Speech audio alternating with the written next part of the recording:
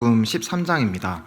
함께 이렇게 숙고해 가면서 주님이 이 가르침을 왜 이렇게 주셨는가, 또 오늘날 우리 교회에게는 또 어떤 교훈을 받을 수 있는가, 이런 것들을 이렇게 함께 나눠보길 원하고요. 상당히 지금 제가 좀 긴장이 되는 게 말씀 본문이 정말 어렵더라고요. 어려운데 또 최선을 다해서 준비를 하고 또 하나님을 의지하는 마음으로 또 전해보도록 하겠습니다. 성도님 여러분들도 그런 마음으로 말씀을 들어주시면 감사합니다. 마가복음 13장 말씀은 특별히 이제 미래에 대한 주님의 가르침입니다. 미래, 마지막 때. 그래서 최근에 이제 2020년이 시작된 지 얼마 안 돼서 이렇게 인터넷으로 이렇게 서점 같은 거를 이렇게 간혹 보곤 하거든요. 근데 그럴 때마다 되게 핫한 책들이 이렇게 추천으로 뜨는데 보면은 트렌드라는 제목으로 들어간 책들이 많이 있더라고요. 그래서 그게 아마 많은 사람들의 관심사인 것 같아요. 올해 2020년은 어떤 사람들이 어떻게 움직일 것이고, 또 여러 가지 정치적인, 경제적인 올해 전망은 무엇인가, 전문가들은 어떻게 얘기를 하는가, 이런 것들이 아마 사람들한테 많은 또 관심을 끄는 그런 주제인 것 같아요. 미래. 근데 우리 주님께서는 그런 단순히 어떤 인간적인 분석에 의해서 말씀을 해주시는 게 아니라 나중에 보게 되겠지만 정말 역사의 주관자시고 정말 모든 우주 만물을 통치하시는 분이시기 때문에 주님의 말씀은 이런 절대 이루어지지 않는 것이 없다라는 그런 교훈을 또 받을 수 있을 것 같습니다. 이제 마가복음 13장 말씀은 이제 감난산이라는 이제 산에서 주님께서 제자들에게 주셨던 말씀이더라고요. 그래서 이 본문을 일컬어서 감난산 강화라고도 합니다.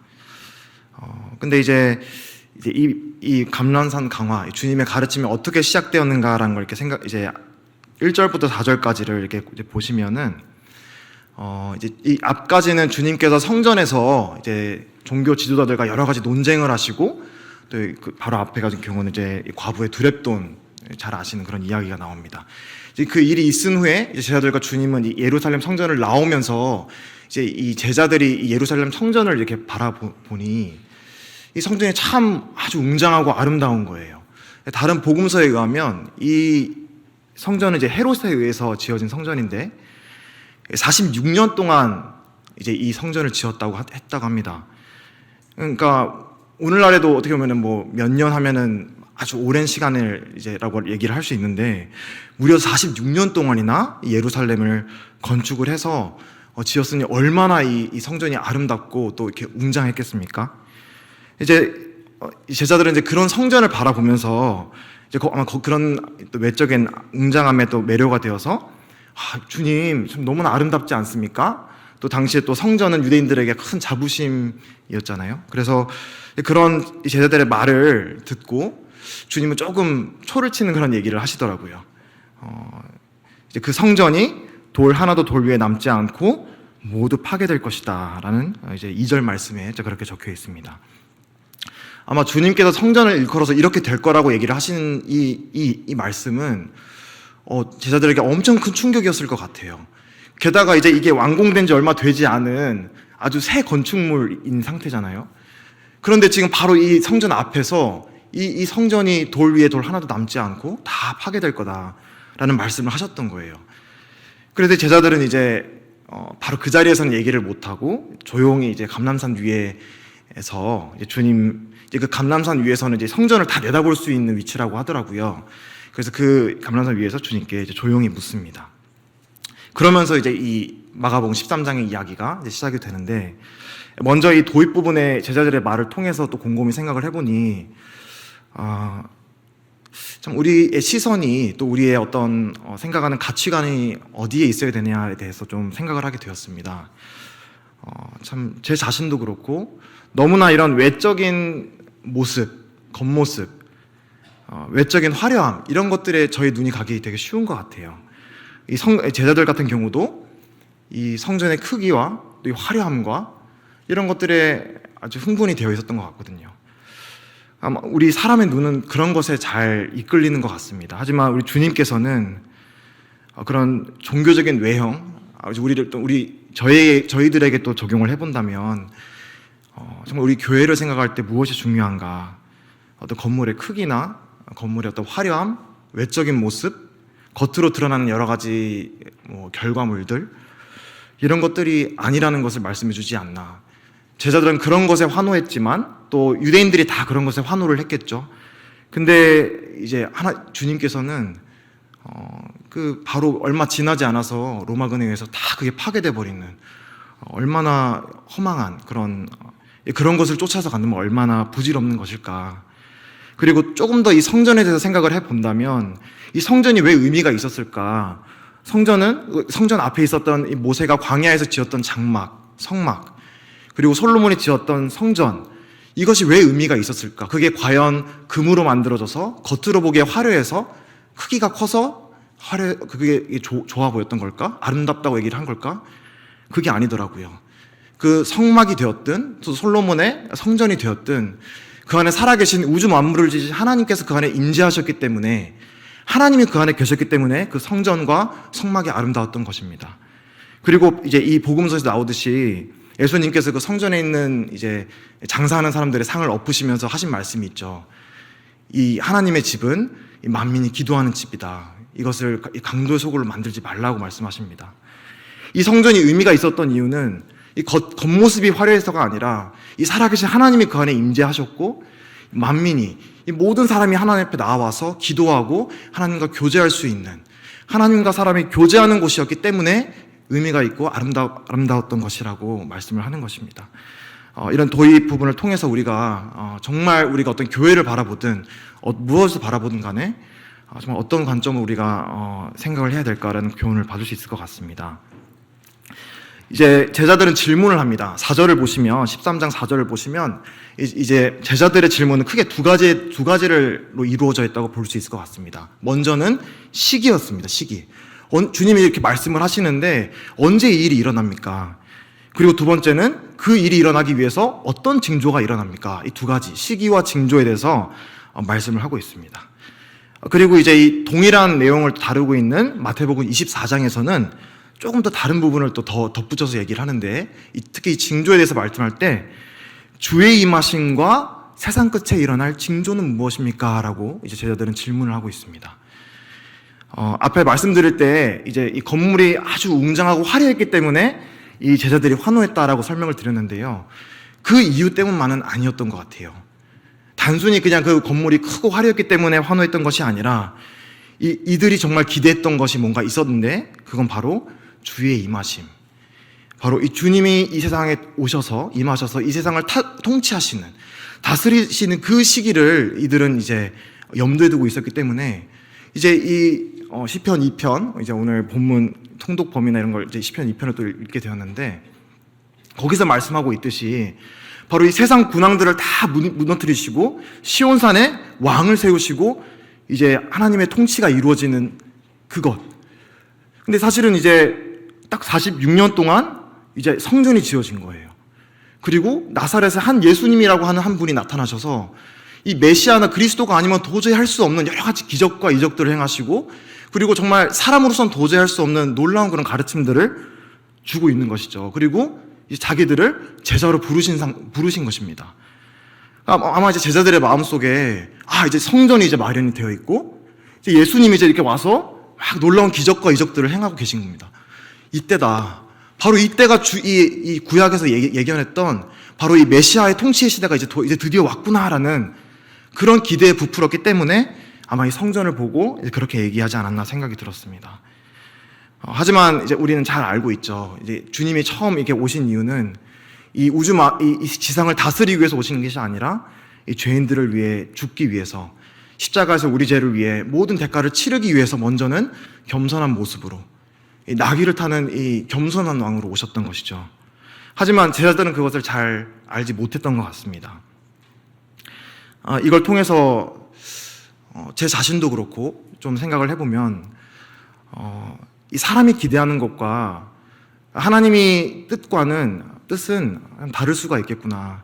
우리는 하나님은 이렇게 하셔야만 해라고 우리가 나름대로 정해놓고 또 나름대로 말씀에서 그렇게 하나님의 모습을 추론을 해서 하나님은 이렇게 하셔야 돼라는 어떤 그런 기대를 가지고 살아갈지 모르는데, 근데 때로는 그게 우리 사람의 기대와 하나님의 뜻이 다른 경우가 참 많이 있다. 그래서 이사야 55장에서도 내 길은 너의 길보다 높으며 내 생각은 너의 생각보다 높다라는 하나님의 말씀이 있듯이, 우리가 정말 하나님의 지혜는 우리의 지혜보다 훨씬 더 크시다는 것을 우리가 인정하며 살아야 되지 않느냐라는 또 교훈을 또 생각하게 되었습니다.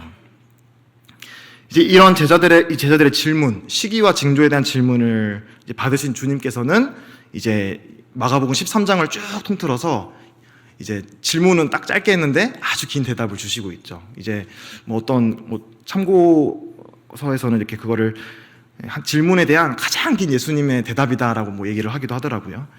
그래서 이제 동일한 본문이 이제 마태복음 24장과 25장, 그리고 누가복음 21장이 이제 똑같은 본문을 다루고 있는데, 더 이렇게 이 감람산 강화에 대한 정말 이렇게 온전한 그런 픽처를 보시기 위해서는 이 세 가지를 다 보면 도움이 되겠다.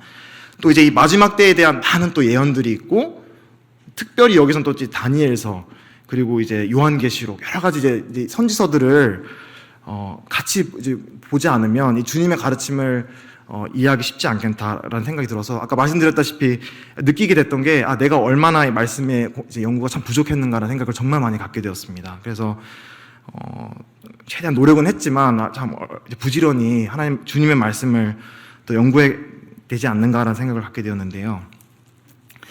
주님의 이제 답변을 쭉 이렇게 보시면 13장을 미리 읽어보신 분들은 알겠지만 이 분위기가 되게 암울하고 되게 어둡습니다.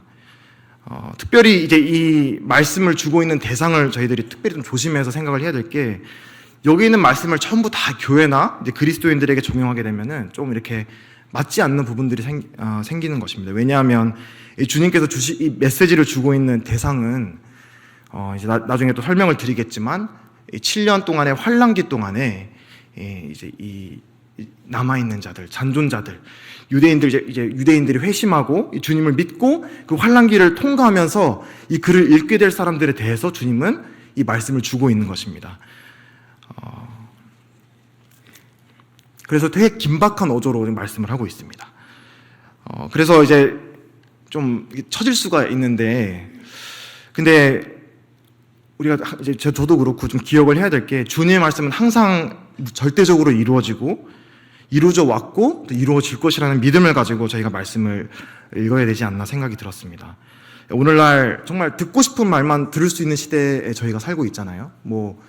유튜브라든가 최근에 이렇게 좀 미디어를 통해 보게 됐는데, 오늘날 이런 유튜브라든가 이런 걸 저희가 많이 접하는데, 이런 유튜브 이런 매체에 대해서 얘기를 할 때 나의 입맛에 따라서 이렇게 정보들을 취사 선택하는 그런 시대다, 이런 얘기를 하는 말을 들었거든요. 근데 되게 공감이 되더라고요. 오늘날은 진짜 내가 듣고 싶은 얘기는 내가 찾아서 다 들을 수 있지만, 내가 듣고 싶지 않은 얘기는 듣지 않을 수 있는.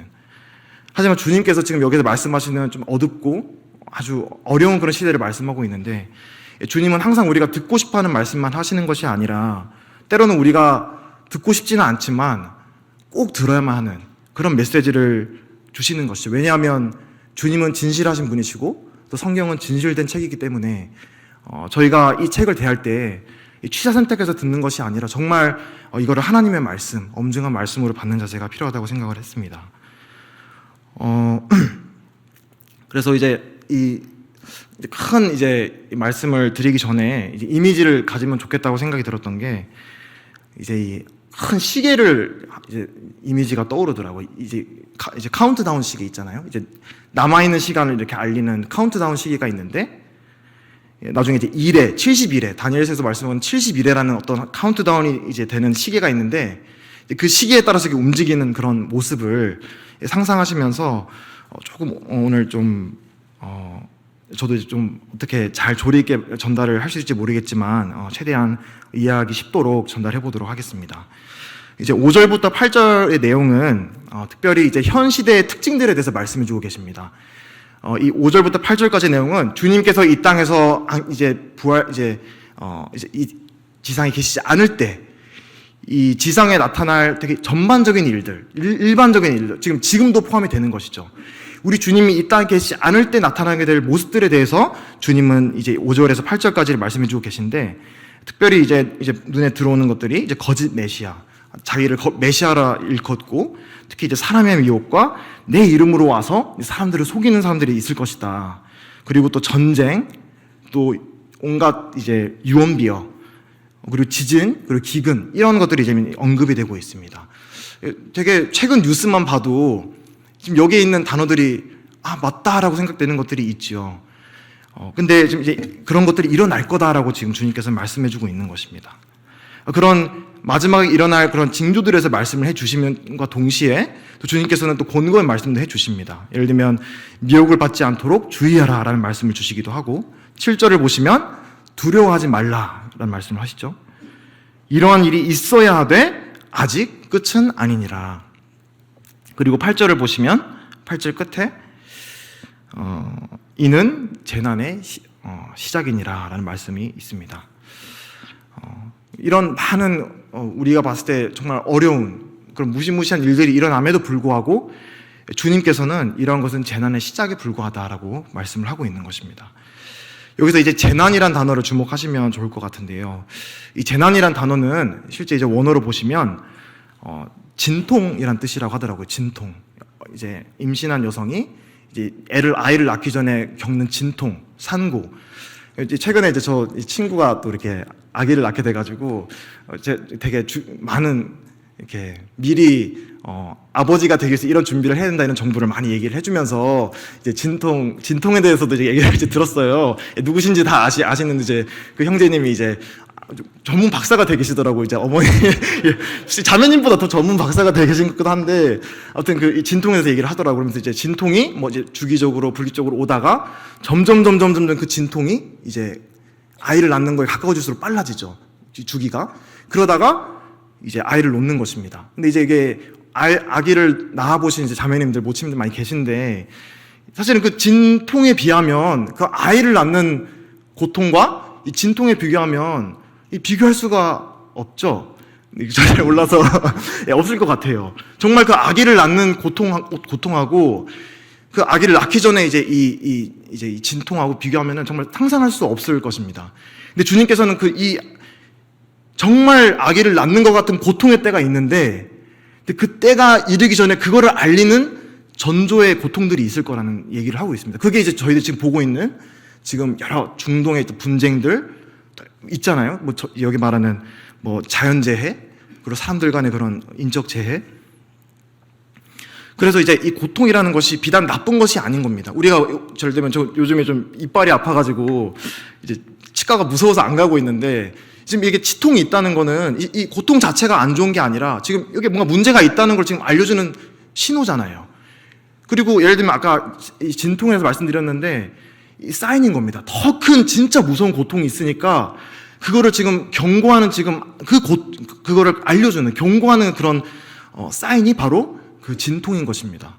고통인 것입니다. 그래서 우리가 특히 이제 여기서 말씀하는 이런 재난, 이 진통이라는 것은 이제 그냥 우리가 삶에서 겪는 그런 이제 고통뿐만이 아니라 이제 정말 일어난 무서운 일들, 이런 전쟁이라던가 자연재해라든가, 우리가 도저히 이런 일이 왜 일어나지라고 생각되는 그런 무시무시한 우리들에게는 이해가 되지 않는 그런 고통들에 대해서 진통이다.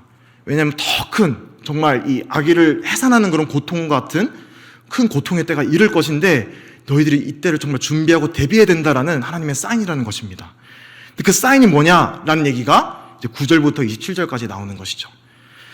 근데 이게 이제 9절부터 27절까지 말씀인데, 이제 9절에서부터 27절을 이해하기 위해서는 이제 다니엘서 9장과 11장, 12장을 잘 우리가 연구해야 될 필요가 있습니다. 근데 이걸 오늘 다 다루기에는 너무나 이제 분량이 방대하고 아마 이미 잘 알고 계시는 분도 계실 것 같아서 딱 간단하게만 이제 소개를 한다면, 먼저는 이제 이레라는 말을 이제 다니엘의 70이레라는 말이 있죠. 그래서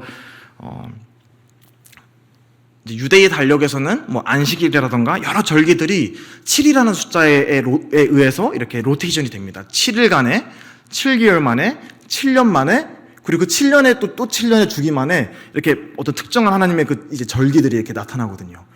그래서 이제 유대인 달력을 기준으로 했을 때 이제 이레란 말이 이제 그래서 이렇게 나타나는 것인데, 하나님께서는 이 예루살렘 성전이 재건되고 나서 이제 70일에, 그러니까 7 곱하기 70, 490년이 지난 이후에 이제 그리스도께서 다시 오신다라는 이제 예언을 주셨습니다. 근데 이제 여러 가지 이제 앞선 많은 형제님들이 경건한 또 이 성경을 연구하시는 분들께서 이거를 연구해 보았더니 정확하게 예수님께서 돌아가신 때가 바로 그 예루살렘 성전이 재건되도록 허용하는 칙령이 반포된 483년이 지난 뒤의 시점에 주님께서 돌아가셨다라는 것입니다. 그럼 이제 몇 년이 남는 것이냐면 바로 한 일에 7년이 남는 것이죠. 근데 그 주님께서 돌아가시고 그 7년이 남은 상태에서 아까 말했던 그 카운트다운이 돌아가는 그 시기에서 딱 그 7년을 남겨두고 지금 멈춰 있는 상태인 것입니다. 그리고 지금 이제 그 멈춰 있는 상태로 지금 우리가 지금 이제 우리 교회 시대 우리가 좀 살아가고 있다라고 성경은 말씀해주고 있는데, 지금 여기서 주님께서 말씀해주시는 것은 이제 이 멈춰 있는 한 일회를 남겨두고 있는 이제 이 시계가 어느 순간이 되면 이제 움직이기 시작한다는 것입니다.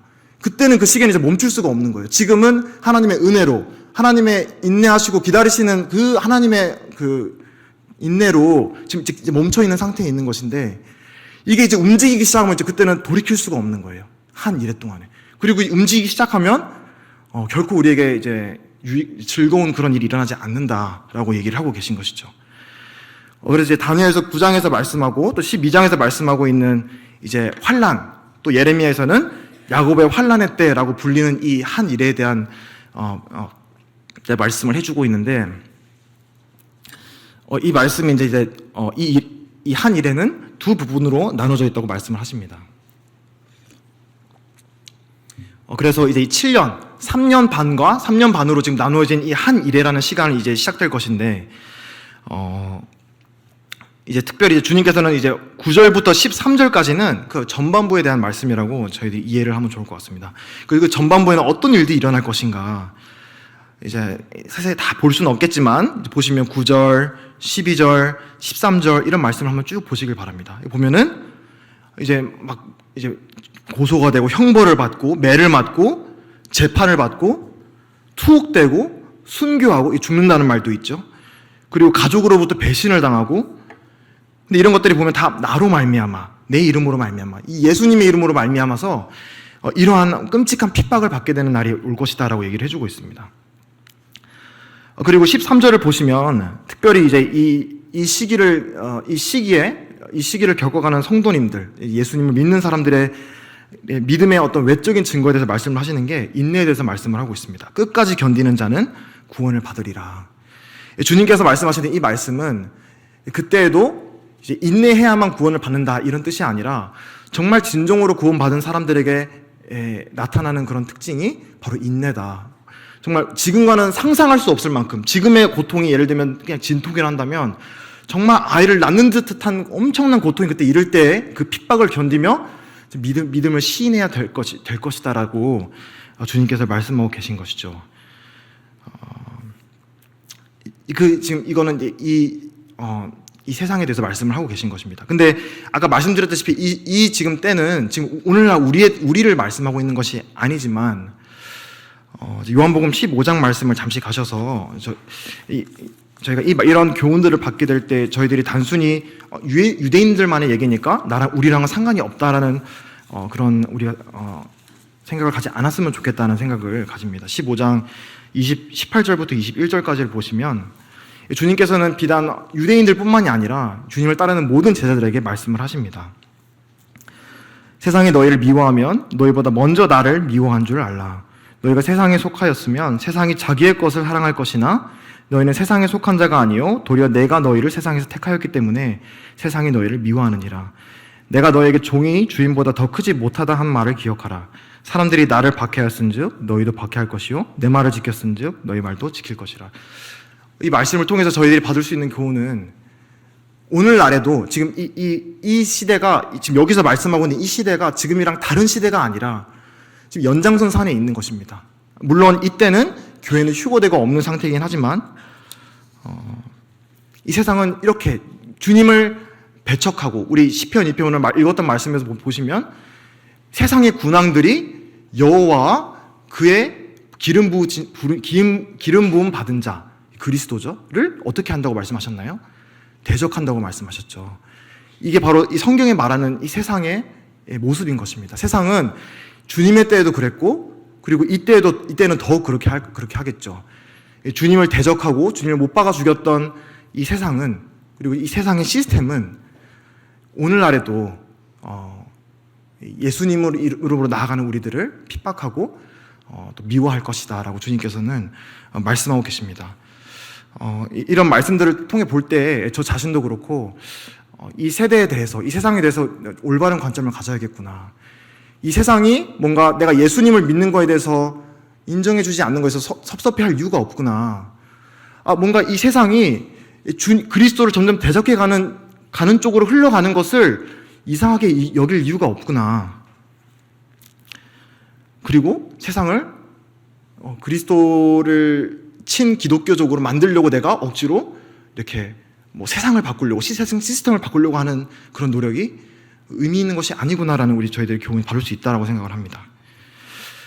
그리고 어쨌든 이제 이와 같이 이렇게 핍박을 받는 사람들이 있을 것이고요. 그리고 이제 또 증인들이 나옵니다. 11절에 보시면 이제 이것을 마가복음 13장 11절을 보시면 사람들이 너를 끌어다가 넘겨줄 때 무슨 말을 할까 미리 염려하지 말고 무엇이든지 그때 너에게 주시는 그 말을 하라. 말하는 이는 너희가 아니요 성령이시니라.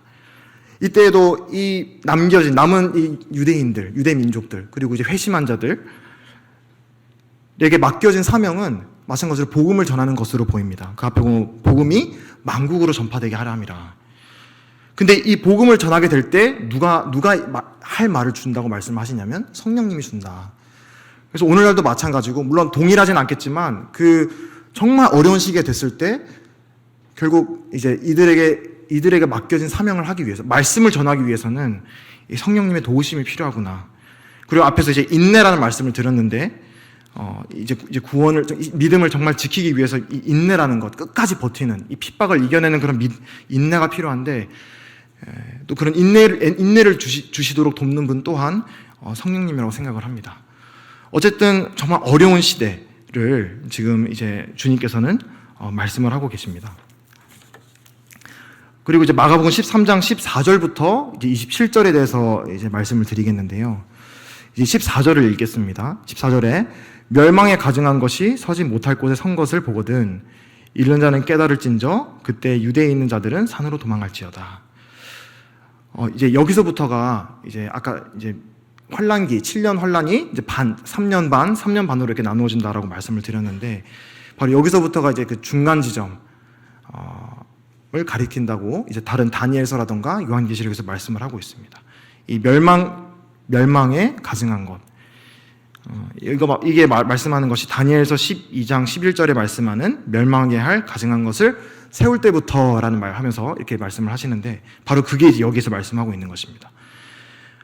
그리고 이제 요한계시록 13장 14절 15절에 이 적그리스도가 자기를 본떠서 우상을 만들고, 그리고 이스라엘과 거짓 평화를 이제 맺고 조약을 맺는데, 그것을 깨고 이제 예루살렘 성전에다가 이제 이 가증한 이 우상을 세우게 되는 것입니다. 이제 그것이 딱 세워지게 될 때 그것을 너희들이 보거든, 이게 이제 대환란의 시작이구나라는 것을 알라라고 얘기를 하고 있는 것입니다. 이렇게 말씀을 드리는데 저도 이제 숨가쁘게 가고 있는데요. 어쨌든 이렇게 쭉 보면서 저도 이제 공부를 하면서 느꼈던 게, 성경이 얼마나 정확한가. 제가 이제 막 숫자를 막 이렇게 보면 이제 헷갈리긴 하지만 주님께서는 정말 정확하게 말씀하신 그대로, 예언하신 그대로 이루시는 분이구나라는 것을 정말 배울 수 있는 것 같습니다. 아까 드렸던 7년이라는 시간도 마찬가지고요. 또 13장 20절에 이 대환란이 얼마나 끔찍했으면 주님께서는 이 모든 육체가 다 죽어버릴 것을 염려하셔서 오히려 이제 단축하게 되시는 말씀을 하시는데, 실제로 이거를 이제 성경에 나오는 여러 이제 예언들을 통합을 해서 계산을 해보면 1260일 동안 이 대환란이 이제 지속이 되는데, 근데 이건 사실은 3년 반인 1278일보다 약 18일이 줄어든 시간입니다. 그러니까 주님께서 말씀하신 그대로가 이루어지는 것이죠. 약 18일 동안의 시간을 주님께서 단축하셔서 그 안에 그 끔찍한 그런 혼란 때문에 모든 육체가 죽게 될까봐 그렇게 감축하신다라는 것을 말씀하고 있다는 걸 통해 성경이 얼마나 정확한가, 그리고 저희들이 정말 부지런히 이 예언과 또 말씀을 얼마나 상고하고 주님을 기다려야 되는가를 좀 배울 수 있는 것 같습니다. 그래서 이제 19절에서 말씀하듯이 이는 그날의 환난의 날이 되겠습니다. 하나님께서 창조하신 시초부터 지금까지 이런 환난이 없었고 후에도 없으리라. 이스라엘의 역사를 저도 잘 알지는 못하지만 잘 알고 있는 유대인, 예전에 독일 나치가 이제 유대인을 말살했다라던가 수많은 그런 이제 여러 이방 국가들이 유대인을 말살하려 했던 그런 시도들이 있었잖아요. 그때 우리가 이제 영화라던가 이런 다큐멘터리를 통해서 보게 되듯이 얼마나 끔찍합니까? 와, 저게 정말 인간이 할 수 있는 일인가? 마치 모든 사람이 정말 광기에 어디 휩싸여 있는 것처럼 정말 사람이 사람을 그렇게 장엄하게 대할 수가 없잖아요. 근데 그거보다 더 끔찍한 일이 그때 일어날 것이다 라고 말씀하고 있는 것이죠. 이 대환란 시간대. 이런 메시지를 주시면서 주님께서는 저는 이제 그렇게 하지 못하는데 지금 우리가 정말 주의해야 될 것은 주님의 마음인 것 같습니다. 주님은 지금 이 말씀을 그냥 예언에 대한 지식을 자랑하려고 그냥 무미건조하게 설명하고 있는 것이 아닙니다. 지금 잘 보시면 명령어가 되게 많더라고. 명령어가 해라 하지 말라, 산으로 도망가라, 주의하라, 조심하라, 깨어있으라, 명령어가 되게 많습니다. 그러니까 다시 말하면 지금 이 메시지가 지금 누구한테 하고 있는 것처럼 진짜 그때 그 환난을 거쳐가게 될 그 사람들이 이 주님의 말씀을 보게 될 때 정말 주님이 지금 외치고 있는 심령으로 지금 이 말씀을 전하고 있는 것이에요. 물론 우리에게는 해당이 되는 말이 아니겠지만은 이 주님의 마음을 우리가 좀 헤아려 보면 좋지 않나. 주님은 정말 그 간절한 마음으로 긴박하게 또 명령하고 촉구하고 있습니다. 그리고 이제 마태복음과 누가복음을 통해서도 너희가 보거든 알라, 이런 내가 이미 이런 일들이 일어날 거라고 얘기를 했으니 지금 일어나고 있으니까 봐라. 그러니까 지금 내 말이 맞지 않느냐, 그러니까 내가 말한 대로 따라라, 이렇게 지금 주님께서는 지금 아주 긴박하게 촉구하고 있는 것입니다. 하지만 이제 13장 21절부터 22절까지를 보시면 이 기간 동안에도 아주 활발하게 일어나고 있는 또 다른 세력의 활발한 역사를 또 보게 되는데요. 그때 어떤 사람이 너에게 말하되 보라, 그리스도가 여기 있다, 보라, 저기 있다 하여도 믿지 말라. 거짓 그리스도들과 거짓 선지자들이 일어나서 이적과 기사를 행하여 할 수만 있으면 택하신 자들을 미혹하게 하리라. 앞에서도 얘기를 나왔고 지금도 얘기하고 있는 게, 사단은 이 사람이 처음 창조되고 나서부터 시작해서 정말 이 마지막 때에 이를 때까지 이 사람에게 하는 끊임없는 일은 미혹하는 것, 거짓말 치는 것이라고 말씀을 하고 있습니다. 그리고 이때 이제 거짓말하는 것, 미혹하는 것은 이제 이 사람이 그리스도다, 저 사람이 그리스도다. 하지만 사실은 그 사람은 그리스도가 아닌 것이죠. 아직 그리스도가 이 지상에 오시지 않았는데도 불구하고 이자가 저자가 그리스도라고 끊임없이 이 사단은 그렇게 미혹의 역사를 이뤄내고 있는 것입니다. 이와 같은 말씀을 저희들이 받을 수 있다라고 생각을 합니다. 지금 오늘날에도 결국 사단이 가장 우리를 넘어뜨리려고 하는 제1의 전략 수단은 바로 미혹이라고 생각이 듭니다. 거짓말이죠. 이 동일한 이 유대인 이제 마지막 주님의 날, 주의 날, 이 환란기에 대한 교훈을 유대인들에게만 주시는 것이 아니라 또 다른 서신서 바울은 또 교회들에게도 이 교훈을 주고 있는데, 잠시 그곳을 한번 읽어보면 좋을 것 같습니다. 데살로니가 후서 2장 말씀인데요. 한번 펴서 함께 읽어주시면 감사합니다. 데살로니가 후서 2장 말씀입니다. 이 데살로니가 후서 말씀은 이 당시의 성도들이 너무나 핍박이 이제 힘들고 막 주변에 있는 이제 그리스도인들이 죽고 그런 아주 아픔 가운데, 고통 가운데 있으니까 주님이 말씀하신 이 고통의 때가 이런 게 아닌가라는 이 두려움에 빠져 있었던 거예요. 그러니까 이제 사도 바울이 그게 아니라는 얘기를 하면서 이제 그때는 우리 성도들은 지나지 않을 것이다라는 교훈을 주면서 이 말씀을 이제 해주고 있는데, 특별히 2장 9절부터 12절 말씀을 제가 읽도록 하겠습니다. 그때 이제 어떤 일이 일어나는가라고 했을 때, 악한 자의 나타남은 사탄의 활동을 따라 모든 능력과 표적과 거짓 기적과 불의 모든 속임으로 멸망하는 자들에게 있으리니 이는 그들이 진리의 사랑을 받지 아니하여 구원함을 받지 못함이라. 이러므로 하나님이 미혹의 역사를 그들에게 보내사 거짓 것을 믿게 하심은 진리를 믿지 않고 불의를 좋아하는 모든 자들로 하여금 심판을 받게 하려 하심이라.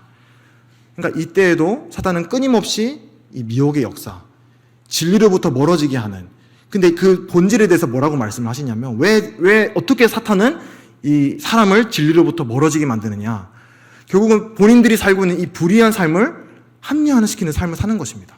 너 그렇게 살아도 돼. 하나님 떠나서 그리스도 없이 그렇게 사는 거 너 존중받을 만해. 넌 너의 삶 그 자체로 취존, 맞죠? 취향 존중. 오늘날 많이 쓰는 그런 표현들이 있는데, 넌 그냥 그 있는 그대로 너는 존중받아 마땅해.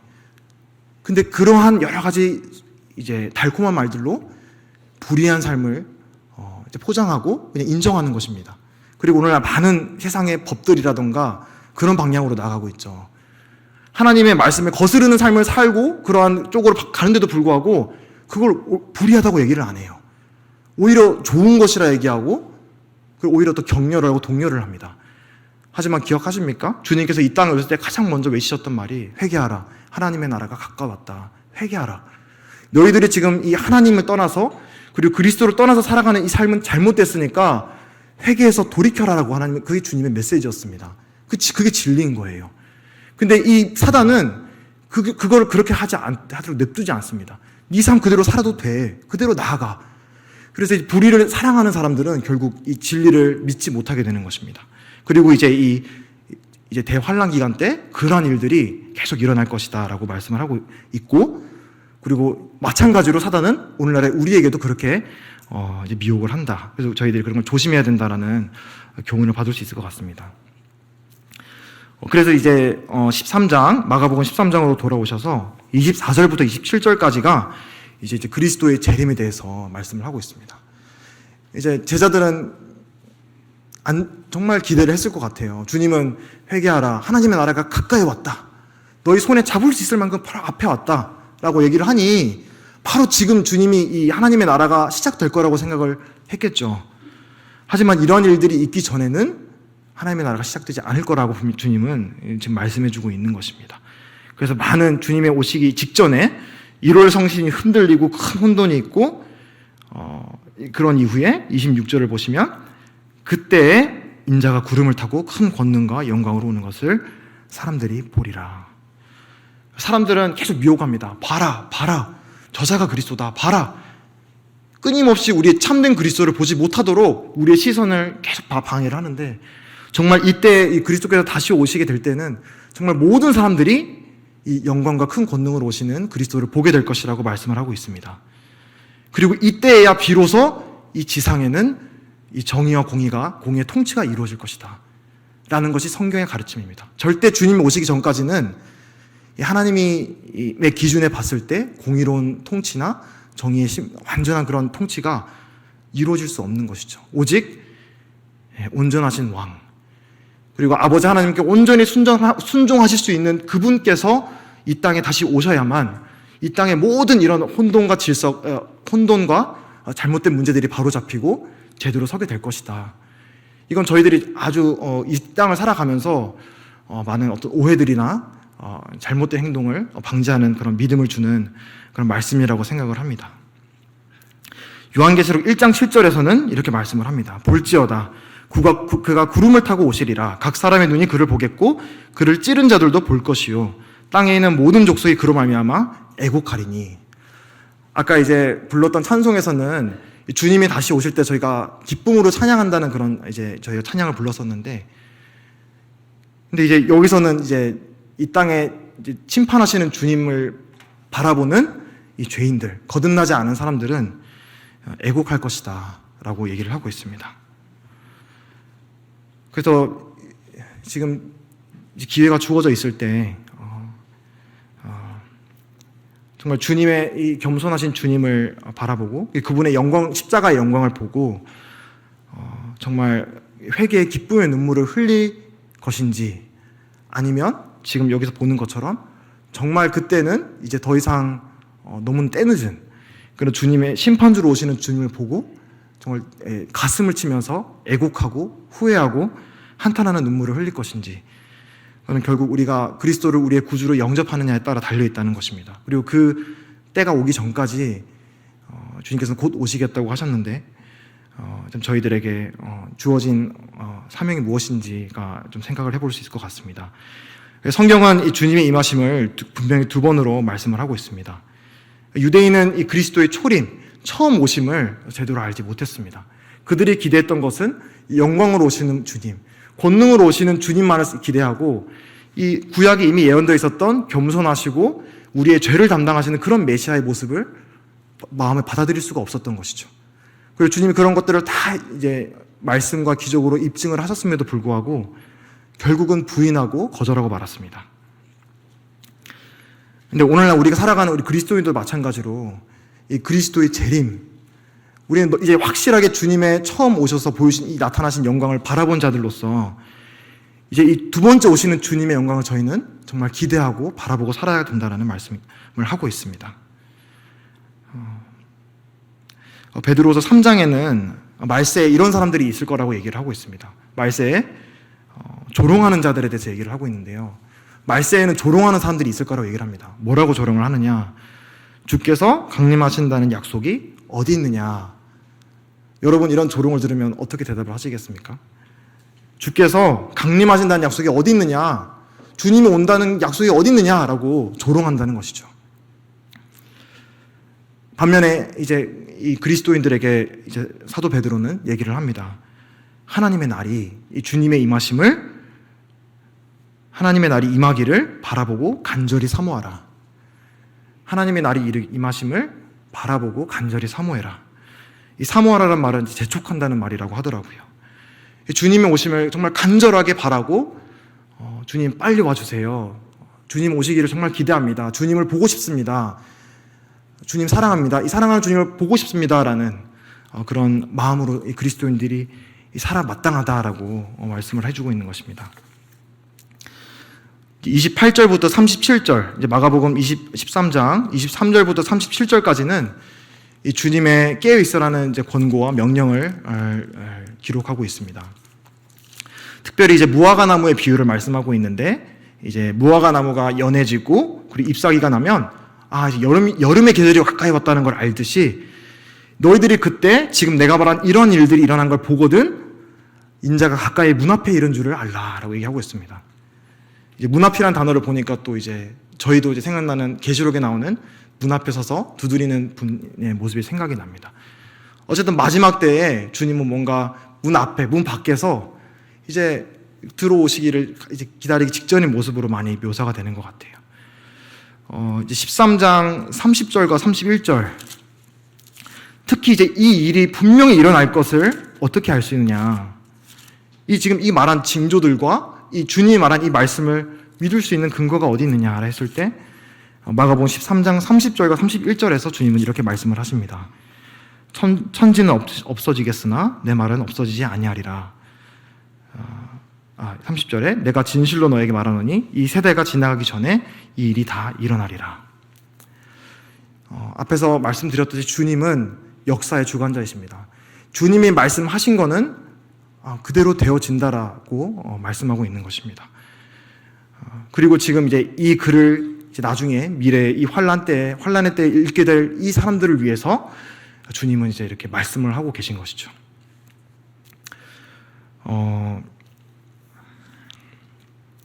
특별히 이제 하나님의 때에 대해서 이제 물었지 않습니까? 시기, 이제 언제 이런 일이 일어나겠습니까? 주님께서는 그에 대해서 32절 말씀에 그러나 그 날과 그 때는 아무도 모르나니 하늘에 있는 천사들도 아들도 모르고 아버지만 아시느니라 라고 말씀하고 있습니다. 이 구절을 가지고 그래서 아들은 이제 예수님을 말씀하시는 거겠죠. 예수님도 모른다고 말씀을 하는 것입니다. 이걸 가지고 예수님도 모르는 것이 있네.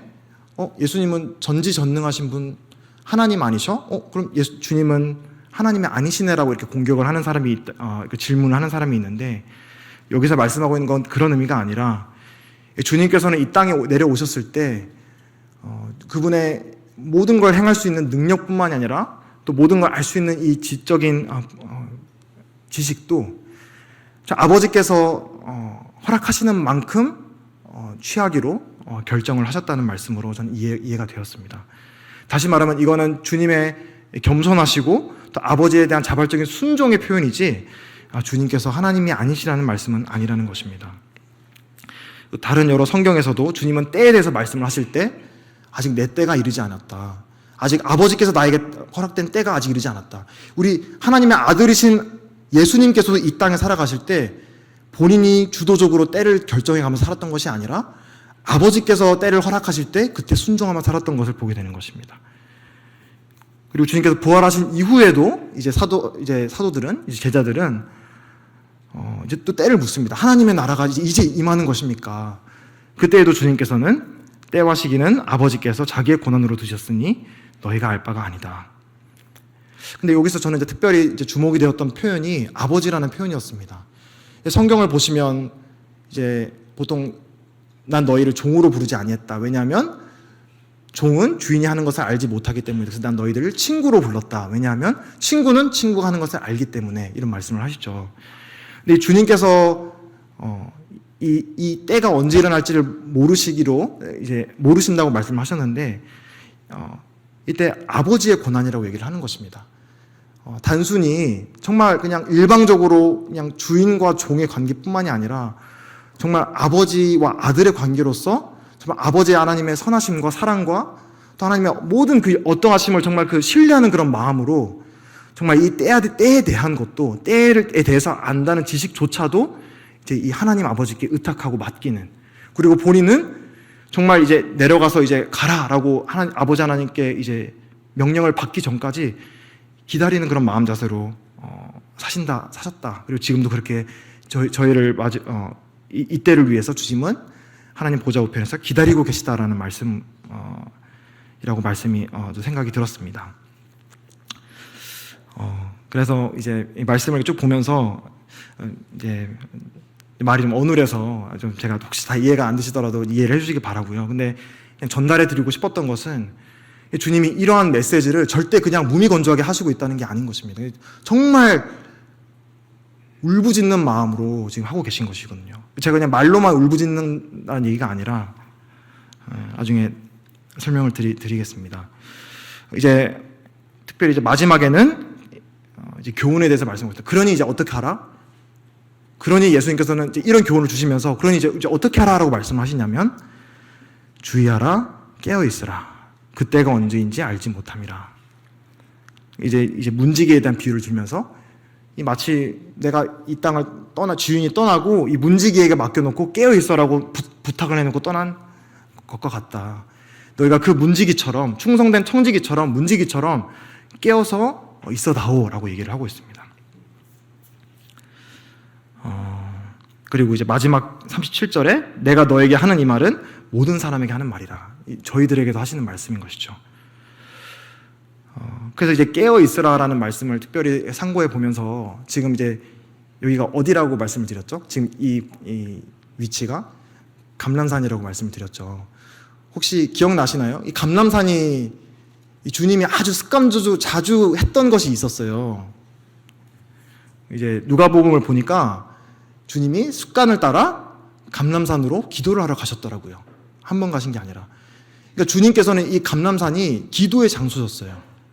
그리고 우리가 잘 알고 있는 주님께서 그 죽기 직전에 정말 이 핏방울이 땀방울이 되도록 정말 간절하게 기도하셨던 그때, 거기 바로 감람산이었습니다. 주님께서는 이 제자들에게 깨어 있어라고 말씀하셨습니다. 근데 주님께서 그 땀방울이 핏방울이 되도록 기도를 하고 있을 때 제자들은 어떻게 하고 있었나요? 졸고 있었죠. 주님은 깨어서 기도하셨던 거예요. 깨어 있으라는 교훈을 보면서 또 이제 기도를 하게 될 텐데요. 주님이 이 깨어 있어라는 또 다른 저희가 받아들일 수 있는 말씀은 깨어서 기도하라는 말씀으로 받을 수 있지 않나 생각이 들었습니다. 주님부터가 그냥 시키기만 한 것이 아니라 주님부터가 정말 간절하게 처절하게 기도를 하셨어요. 이 감람산에서. 근데 이제 아까 말씀드렸듯이 그전에는 몰랐는데 이 13장을 보고 나니까 주님이 뭘 보면서 기도를 했을까? 근데 이 감람산에 뭐가 보인다고 했죠? 이 헤롯의 성전이 보인다고 말씀드렸죠. 이 곳곳에 특히 누가복음에 주님께서 이 성전을 보고 울었다는 표현이 나옵니다. 주님께서 이 성전을 보시면서 울었다. 그리고 주님께서 십자가에 돌아가시는 걸어가는 그 발걸음에 많은 사람들이 따르고 특별히 많은 여성분들이 따라가면서 울면서 따라갔습니다. 그때 예수님께서 그 여자들에게 돌아보시면서 뭐라고 하셨냐면, 예루살렘의 딸들아, 나를 위해 울지 마라. 너희와 너의 자식들을 위해 울라. 이렇게 얘기를 하고 있습니다. 주님께서는 너무너무 이스라엘을 사랑하셨던 것 같아요. 이 이스라엘 보면서, 이 이스라엘에 겪게 될 미래를 보게 되면서 너무너무너무 마음이 아팠던 것 같습니다. 그리고 이 교회뿐만이 아니라 정말 이스라엘을 위해서 간절하게 기도하셨던 것 같아요. 마태복음에 그런 말씀이 있잖아요. 내가 너희에게 청지기를 보내고, 너희에게 선지자들을 보내고 아들을 보내는데 너희들은 돌로 치는 자들이라. 근데 나는 계속 암탉이 새끼를 품듯이 너희들을 품었다. 이렇게 얘기를 하시죠. 이 이스라엘은 예수님을 거절하고 배척하고 심지어 이제 십자가에 못 박아 달아 죽이는 정말 배은망덕한 그런 민족입니다. 근데 그런 민족을 향해서 주님은 눈물을 흘리시고 아파하시고, 또 지금 여기서는 그들이 겪게 될 그 아픔을 대비해서 너희들이 그런 끔찍한 고통을 겪게 될 때 이렇게 해라라고 지금 아주 친절하게 지금 말씀을 간절하게 하고 계신 것입니다. 주님의 이런 마음을 볼 때 사랑이 무엇인가? 우리가 누군가를 사랑한다고 할 때 그 사랑한다는 게 무엇일까? 최근에 또 이제 외국인들과 교제에서도 그런 얘기가 나눴거든요. 하나님께서는 이렇게 배척하고 또 실패하고 하나님을 등 돌리는 이 사람들을 위해서 포기하지 않고 우리 이 사람들을 생각하시고 사랑하시는 그런 하나님의 사랑을 생각할 때, 또 예수님의 사랑을 생각하게 될 때, 이거는 아무리 감사를 드려도 정말 이거는 지나치지 않는 것이구나라는 이런 교제를 나눴었는데, 이 이스라엘 백성을 향해 있는 이 주님의 마음을 보면서도 우리는 이 주님의 백성을 향한 사랑의 마음 우리가 배울 수 있다라고 생각을 합니다. 그리고 주님은 또 교회를 사랑하십니다. 결코 이보다 못한 사랑이 아니겠죠. 절대 포기하지 않는 사랑. 어떤 핍박 가운데 있더라도 우리를 포기하지 않고 우리를 격려하시고 하나님의 이 진리의 길로 인도하시고자 하는 그런 분이라는 생각이 들었습니다. 이제 시간이 많이 돼서 이제 뿐만 아니라 이제 신약 성경에 이 마지막 주의 날, 이제 이 마지막 때 환란의 때에 대한 교훈을 많이 주고 있습니다. 의외로 많이 주고 있더라고요. 특히 그리스도인들에게도 이런 교훈을 주면서 이런 마지막 때에 대한 교훈과 함께 이제 형제들에게, 이제 그리스도인들에게 어떻게 살라라는 그런 많은 지침들을 주고 있습니다. 특별히 이제 로마서 말씀 같은 경우도 9장부터 11장까지 이제 이 교회와 이제 유대인과 이방인의 하나님의 경륜에 대해서 쭉 말씀한 다음에, 그러므로 형제들아 너희들에게 고난하노니 하면서 이렇게 살라라고 말씀을 하고 있는데요. 거기만 마지막으로 한번 펴서 읽고 나서 이제 마무리를 하도록 하겠습니다. 로마서 12장 1절과 2절, 아마 이거를 암송하시는 분들도 많이 계시리라 생각을 합니다. 근데 이 교훈이 이 하나님의 경륜, 이 유대인과 이방인의 경륜을 주님께서 이제 사도 바울이 설명한 후에 주고 있는 교훈인데요. 그러므로 형제들아 내가 하나님의 모든 자비하심으로 너희를 권하노니 너의 몸을 하나님이 기뻐하시는 거룩한 산 제물로 드리라. 이는 너희가 드릴 영적 예비니라. 너희는 이 세대를 본받지 말고 오직 마음을 새롭게 함으로 변화를 받아 하나님의 선하시고 기뻐하시고 온전한 뜻이 무엇인지를 분별하도록 하라. 주님께서는 이 세대를 본받지 말라. 이 세대를 잘 알기 위해서 이 세대를 쫓아가서는 안 됩니다. 이 거대한 이 세대를 흘러가는 끝에는 어떤 결국 아까 말씀드렸다시피 끝을 우리가 봤잖아요, 방금. 이 세대의 흐름은 이렇게 되는 거예요.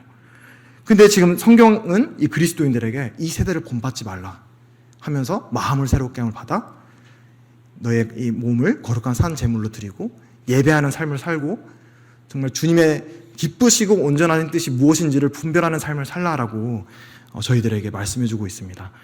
좀 이런 교훈을 저희 교회도 받았으면 좋겠고, 또 이어지는 기도 시간에도 정말 깨어서 기도하라는 주님의 말씀을 순종하는 마음으로 기도했으면 좋겠다고 생각을 합니다.